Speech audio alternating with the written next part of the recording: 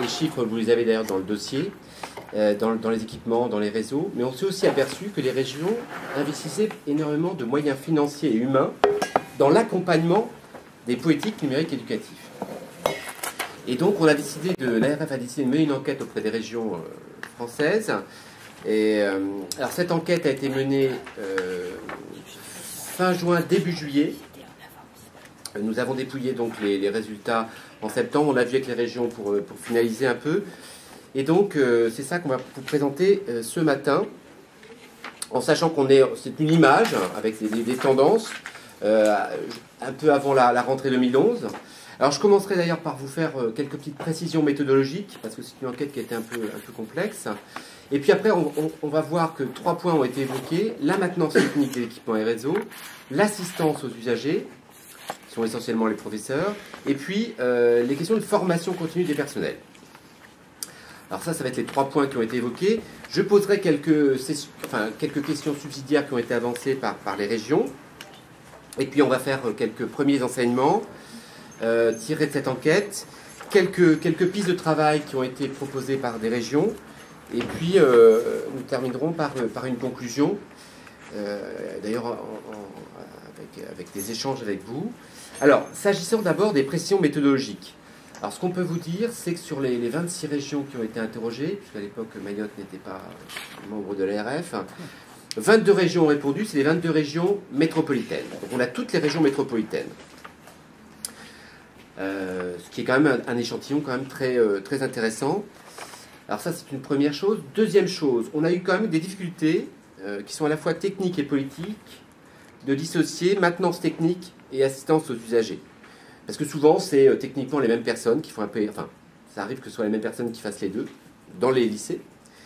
Et puis, politiquement, c'est quelquefois, certaines régions veulent bien avouer qu'elles font de la maintenance, mais pas de l'assistance, politiquement, par rapport au rectorat. Et deuxième chose, c'est aussi difficulté technique et politique de savoir ce que font véritablement les agents TOS dans les lycées. Parce que certains sont affichés comme faisant de la maintenance technique, d'autres pas. Et puis quelquefois, ils font un peu les deux, ils sont polyvalents, mais ils réparent l'ordinateur si ça plante. Donc c'est un peu compliqué. Donc voilà, c'est pour ça que ce sera des grandes tendances. Alors on a aussi interrogé les régions sur ce que font les rectorats. Alors ça, c'est pas toujours facile pour les régions de savoir ce que font les rectorats. En fait, elles ont eu des réponses dans la moitié des cas. Soit les rectorats n'ont pas voulu répondre, soit ils n'ont pas pu répondre, parce qu'ils n'arrivent pas à identifier clairement dans leurs moyens ce qu'ils consacrent à la maintenance, à l'assistance et à la formation continue. On a eu des problèmes pour répartir les moyens du ministère, là encore, parce que ce sont souvent des professeurs qui font un peu de tout, la maintenance, l'assistance et la formation. Et puis il aurait fallu ajouter aussi les moyens du ministère de l'Agriculture, qui visiblement, proportionnellement, met beaucoup plus de moyens que le ministère de l'Éducation nationale. Et on a un exemple des Pays de Loire. Alors, première leçon, la maintenance technique. Alors, sur 22 régions, 6 régions déclarent ne consacrer aucun moyen à la maintenance technique. Alors, je mets quoique, parce qu'en fait, il y a toujours ces agents TOS implantés dans les lycées qui font toujours un peu de maintenance technique de premier niveau. Et puis, souvent, il y a des régions qui ne veulent pas, parce que cette compétence n'a pas été transférée aux régions. Donc, elles ne veulent pas l'afficher. Inversement, 16 régions déclarent des moyens. Alors, souvent dans le cadre, majoritairement même dans le cadre d'une convention région-rectorat. Elles constatent toutes que ça augmente. Et puis, inversement, il y a 15 rectorats, donc en gros tous ceux qui ont répondu, qui consacrent aussi un certain nombre de moyens à maintenance technique, plus de 360 ETP. Alors toujours sur la maintenance, sur les 16 régions qui ont répondu, ça fait quand même 555 ETP, qui sont soit sur site, donc soit dans les lycées, soit dans le cadre d'équipes mobiles. Alors à ça, il faut ajouter ici ou là des contrats aidés. Et puis il y a un certain nombre de dispositifs. En gros, les régions recourent à des sociétés spécialisées, soit pour la réparation des matériels, soit dans le cadre de contrats avec les fournisseurs ou les prestataires, soit en agissant sur un renouvellement très régulier des matériels, comme cela vous a été montré, puisque beaucoup des matériels ont moins de 5 ans. Et puis il y a toujours la question de ces TOS. Certains ont été comptés par les régions, qui sont implantés, d'autres pas. Mais enfin, si on extrapole, on peut estimer qu'il y a quasiment 1 millier d'emplois de TP qui sont consacrés à la maintenance technique par les régions. Alors, deuxième champ, l'assistance aux usagers. Alors là, on a déjà un peu moins de régions, puisqu'il y a simplement 10 régions sur 22 qui affichent des moyens dédiés, donc un peu moins de la moitié. Alors on a 121,55 ETP, plus de 120 ETP, qui affichent des ETP, donc. Alors avec des compléments, la Lorraine utilise un prestataire externe, PACA utilise en plus, met des moyens dans les ressources numériques, alors pour les spécialistes c'est Corélis. Et puis le centre et la Picardie ont des dispositifs cofinancés avec le rectorat. Alors l'Île-de-France a des moyens dans l'assistance, mais en plus met des moyens, Henriette Zouguéput pourra vous en parler, dans les réseaux et les ENT.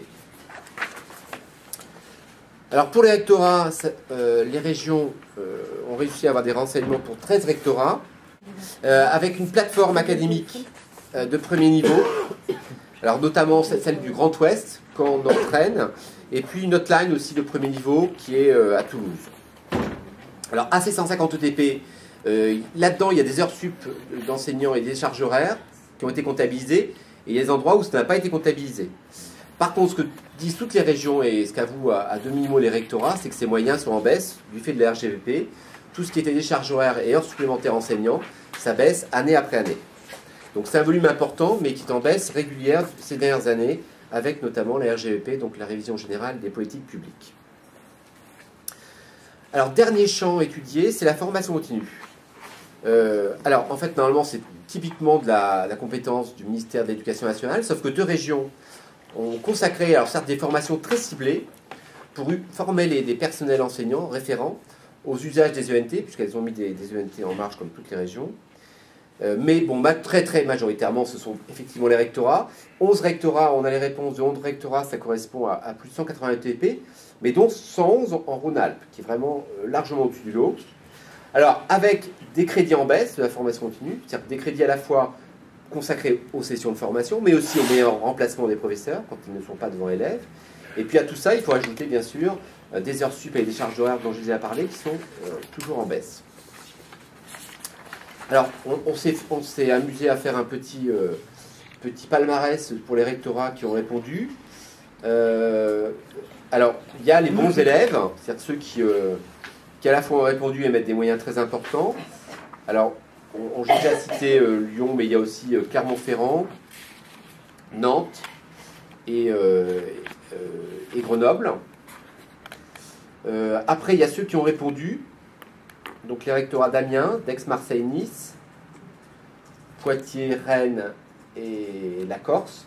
Alors en sachant que certains rectorats à la limite auraient pu répondre, mais qui n'avaient pas les données, c'est-à-dire qu'ils n'agglomèrent pas tous les renseignements en matière de formation continue des professeurs uniquement sur le numérique.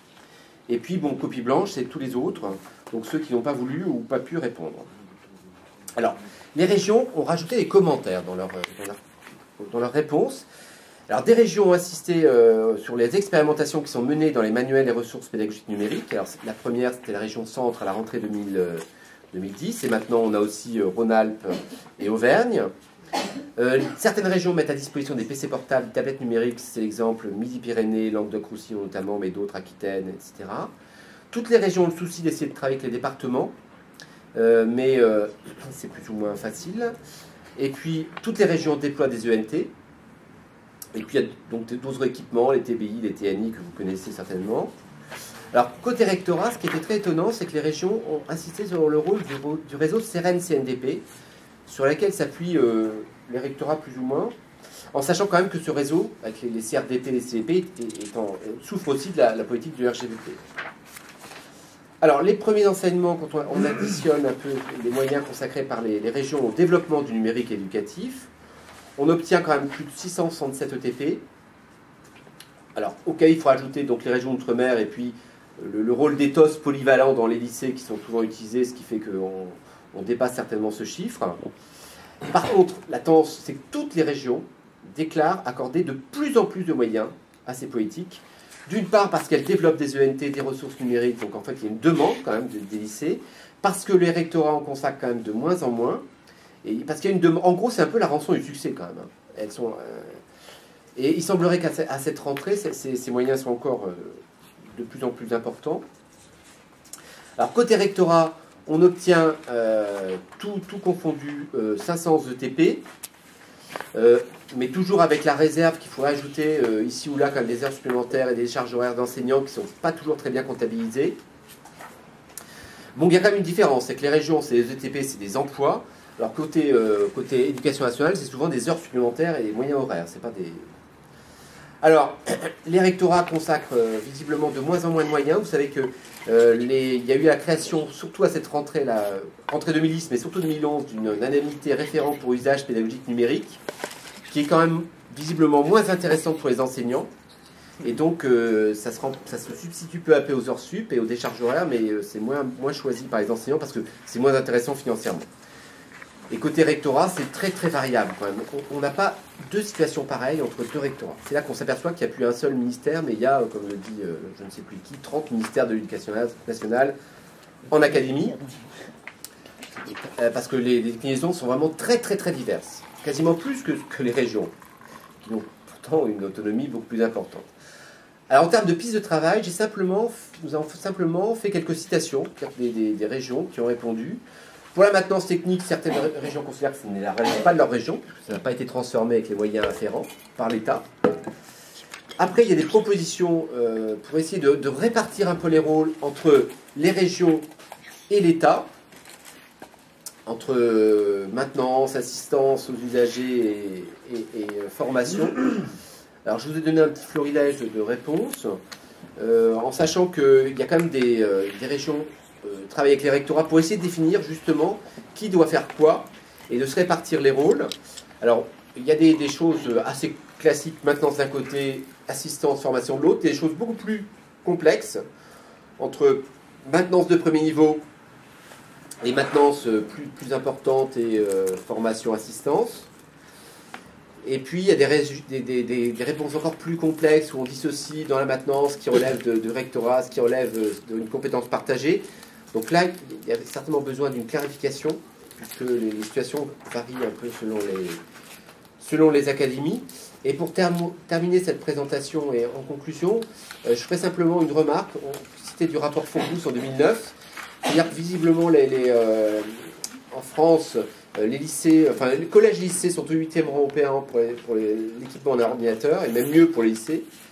Mais quand on regarde l'usage par les personnels et surtout par les élèves, on s'aperçoit que sur 27 régions, la France est au 24e 27 rang. pays. 27 sur 27. Oui, pardon, pays. Sur 27 pays, excusez-moi. Et donc, il y a un retard français que tout le monde constate, mais là, il faut vraiment qu'on le rattrape. On est à un tournant, on est à un moment très important, et c'est à ce moment-là ce tournant qu'il ne faut pas rater.